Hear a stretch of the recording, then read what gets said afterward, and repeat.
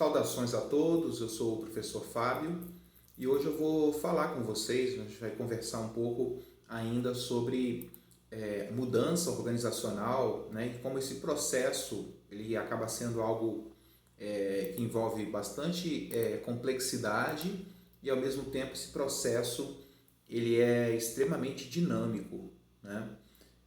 A mudança é algo bastante comum e presente na vida de todas as pessoas, na minha vida, na sua vida, na vida de todos.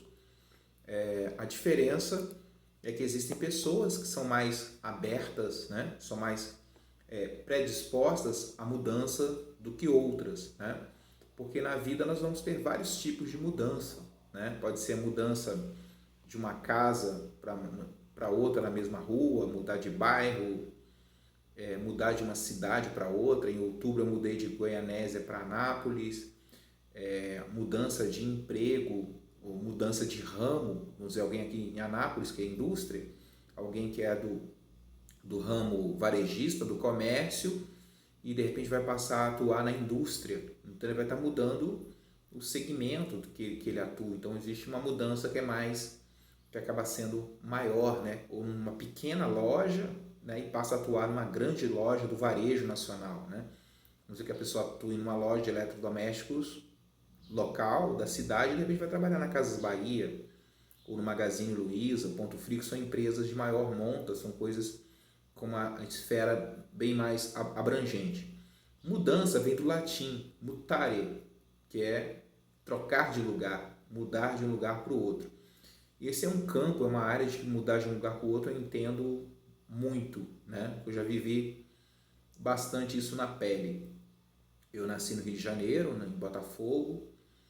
De lá minha família mudou para Urca, nós fomos morar na Urca, naquela região do Bondinho, né, do Pão de Açúcar.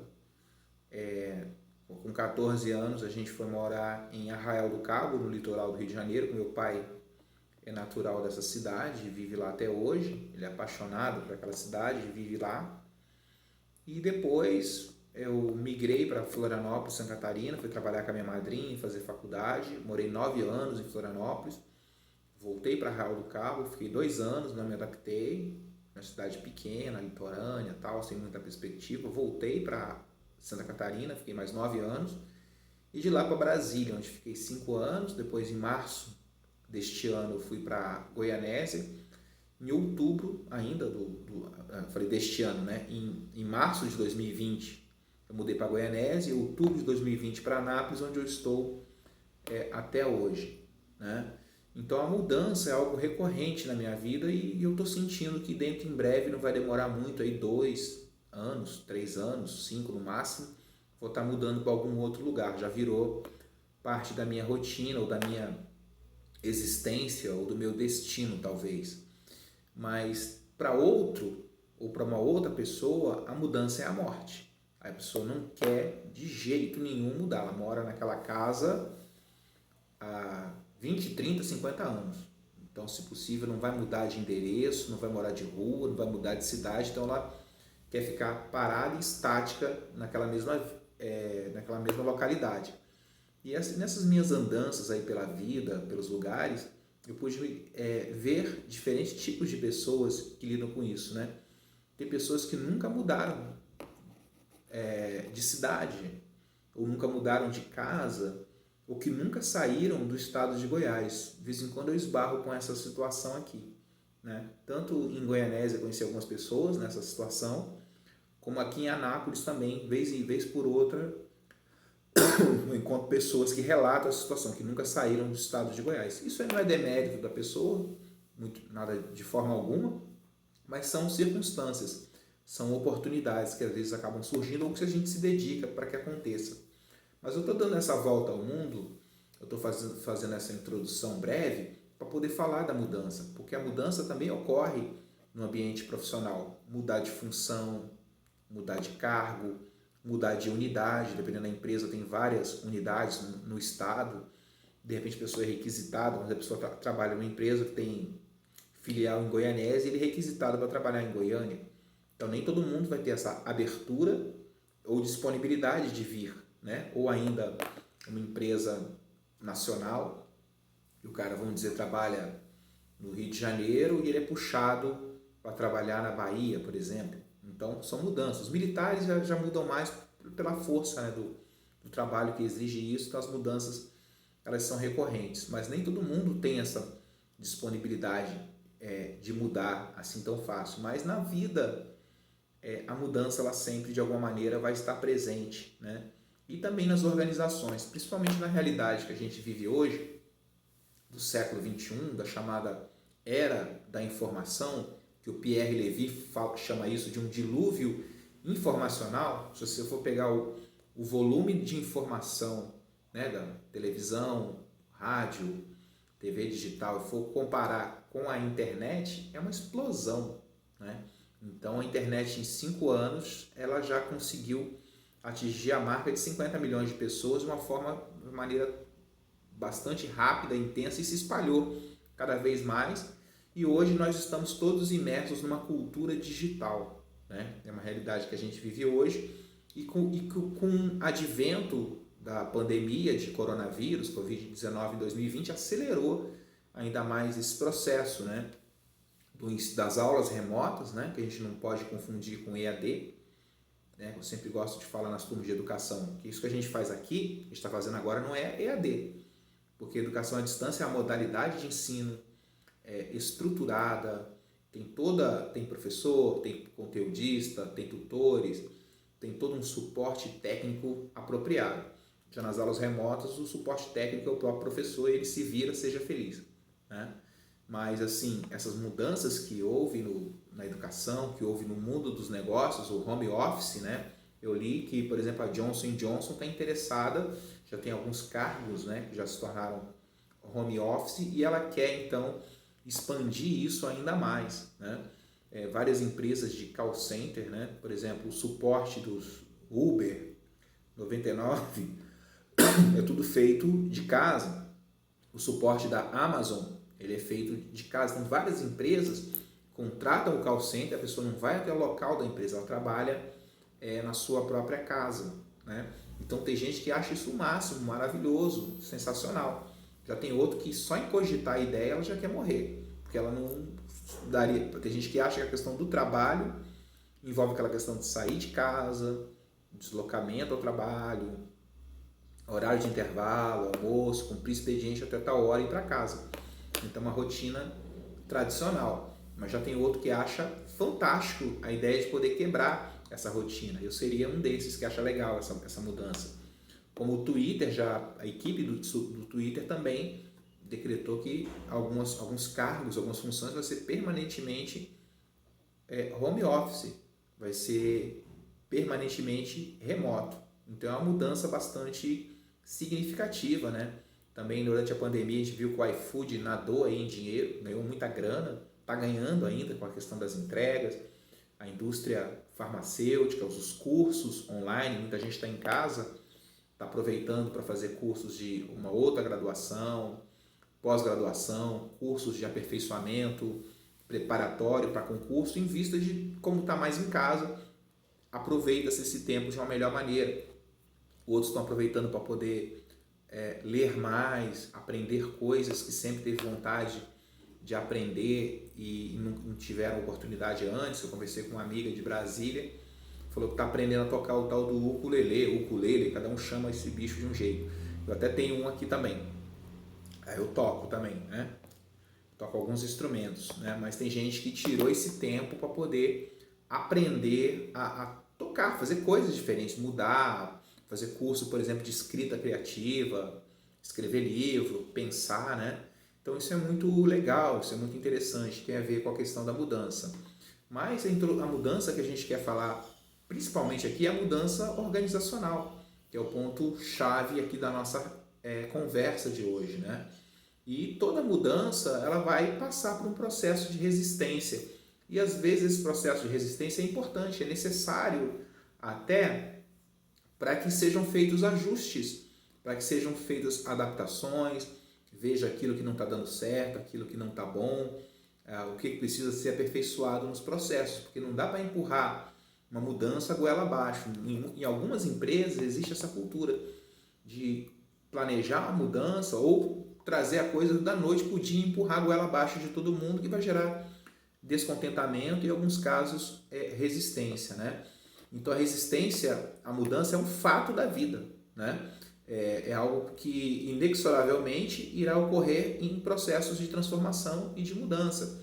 Por exemplo, chega uma família, né? O pai de família vai conversar com a esposa e com os filhos, ou com a esposa com o marido e os filhos, e nós vamos ter que mudar de casa, ou nós vamos ter que mudar de cidade, ou aqui, por exemplo, eu vejo muito isso em Goiás, em Brasília, uma família que, por exemplo, veio de algum estado do Nordeste, vamos dizer assim, do Maranhão, do Piauí, do Ceará, enfim, qualquer estado da região Nordeste, vieram morar aqui um tempo e sentiram então a necessidade de retornar para o local de origem, ou poderia ser o contrário também, de Goiás, que foi lá para o Nordeste e voltou para e teve a necessidade de retornar para o estado de Goiás. Então, quando falar, nós temos que mudar. Então, geralmente há todo um rosário de reclamações, então nem todo mundo curte, como também existem pessoas que têm uma outra cabeça, oba, mudança, que legal, coisas novas, pessoas novas, lugares novos. Então, sempre vai existir então essa questão, né? A resistência à mudança, em alguns casos, se ela não for bem elaborada, ela pode também trazer problemas, né? A resistência a mudança ela pode ser vista como algo positivo ou também negativo. Vai ter que botar na balança, mas o que vai determinar isso, essa resistência, é como nós vamos lidar com isso, né? Quais são as dificuldades, né? Quais são os aspectos positivos, negativos, o que vocês acham que não poderia ser modificado, ou que precisa ser aperfeiçoado, ou até mesmo de poder convencer no sentido de vender a ideia a respeito da mudança. Aí entra a questão da comunicação, porque quando a comunicação não é bem feita, dá um problema desgraçado, né? Então é importante haver uma boa comunicação para que as coisas funcionem bem na organização, né? Então, os seres humanos são naturalmente resistentes à mudança, embora existam alguns mais resistentes do que o outro, né? Então, que a gente costuma ter medo do desconhecido, né? Por exemplo, você vai viajar para um lugar que você nunca foi, uma cidade, ou morar numa cidade que você nunca esteve antes, é uma situação desconfortável, né? Você está ali meio que pisando em ovos, tateando, vendo aquilo que acontece, né? Então você mora numa casa há 20 anos, faltou luz, você consegue andar pela casa normalmente, sem nenhum problema. Agora você mudou há uma semana para uma casa e faltou luz, você vai sair esbarrando em tudo, dando canelada em tudo, né? Então existe sim realmente esse medo do desconhecido, né? Daquilo que então um trabalho que você nunca fez, uma atividade que você nunca realizou na vida, você fica ali pisando em ovos, né? Enquanto se você for contratado para uma função que você conhece bem, você conhece os processos, conhece o trabalho, conhece as metodologias, você vai sentar lá tranquilamente, você vai nadar de braçada, você vai ficar lá, opa, tá tudo dominado, é tudo nosso, né? Mas se você for para uma função que você nunca exerceu, vai ter um desconforto.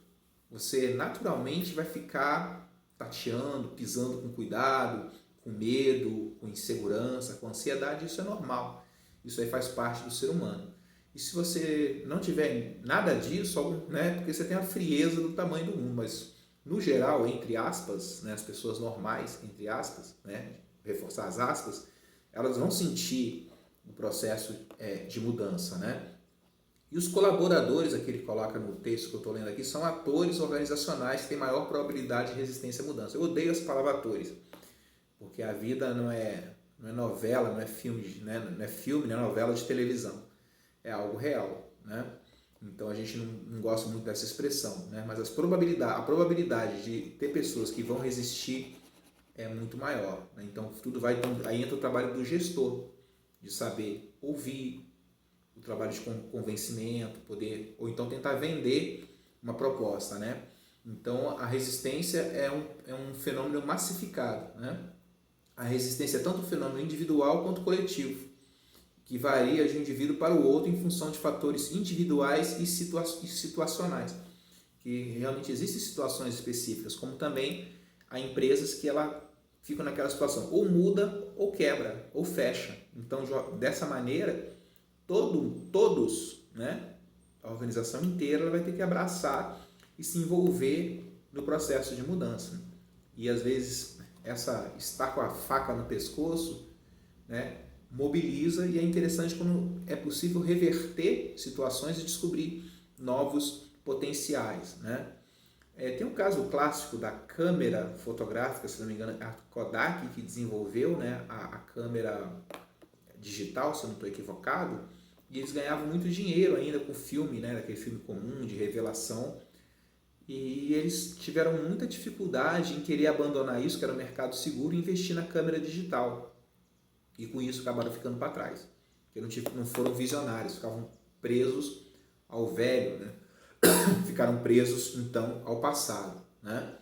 Mas quando a gente pensa então a respeito então de aspectos que possam ser vistos como positivos na mudança, é a contribuição para a identificação e tratamento de lacuna, porque não existe projeto perfeito, a gente faz de tudo para que seja perfeito, mas quase sempre, ou na grande maioria das vezes, vai haver lacunas que precisam ser preenchidas através do diálogo, do debate, de reuniões, ou seja, de um planejamento estratégico, a gente vai conseguir aperfeiçoar isso. Identificação de riscos envolvidos, porque toda mudança envolve risco, então esses riscos têm que ser calculados. Estímulo à reflexão e discussão, né? Então tem que ser feito um diagnóstico, o processo tem que ser conduzido de uma maneira correta, para que seja então, para que venha a ter êxito nessa empreitada.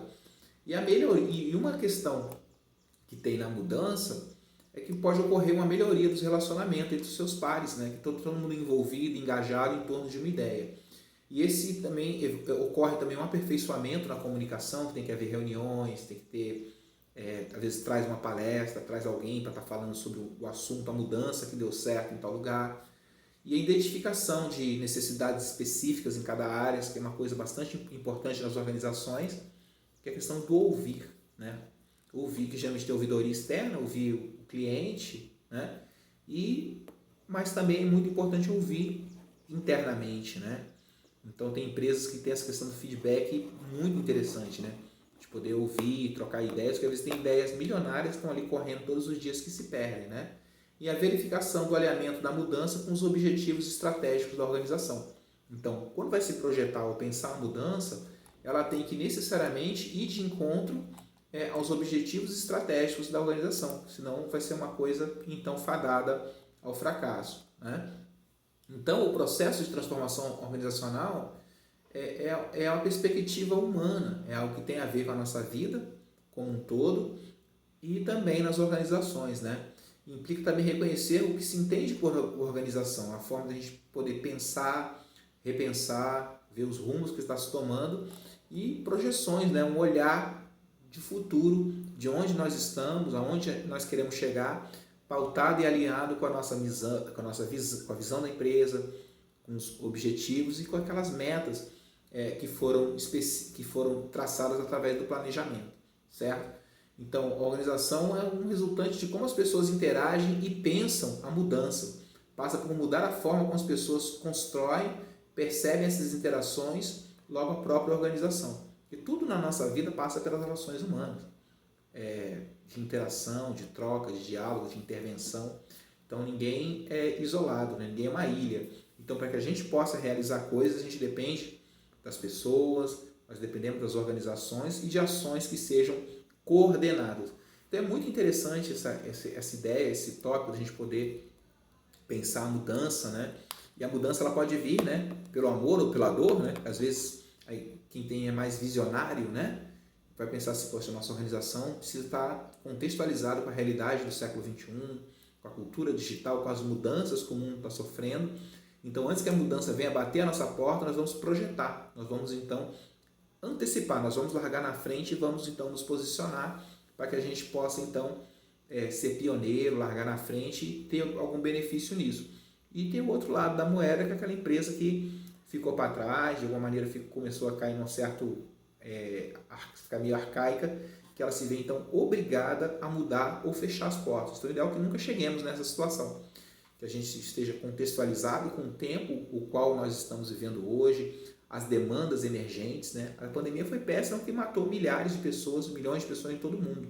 Mas vocês podem apostar que alguém, né, fez dos limões uma limonada no sentido dos negócios para poder ganhar dinheiro com isso. Claro que o mais importante, em primeiro lugar, é a vida humana.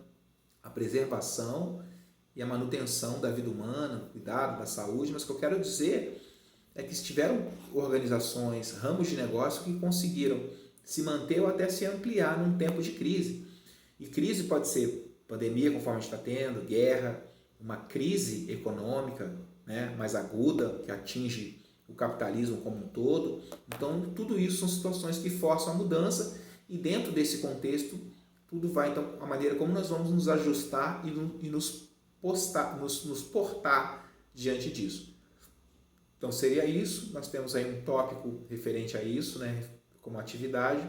Nós vamos, então, seguir discutindo e pensando a respeito da mudança, que é algo que sempre vai nos acompanhar e que a gente precisa aprender a ser mais dinâmico e aberto às mudanças. Então, seria isso. Muito obrigado e sigamos, então, pensando, discutindo, problematizando e analisando a gestão da mudança e daquilo que a gente precisa melhorar e ser aperfeiçoado, então, a cada dia.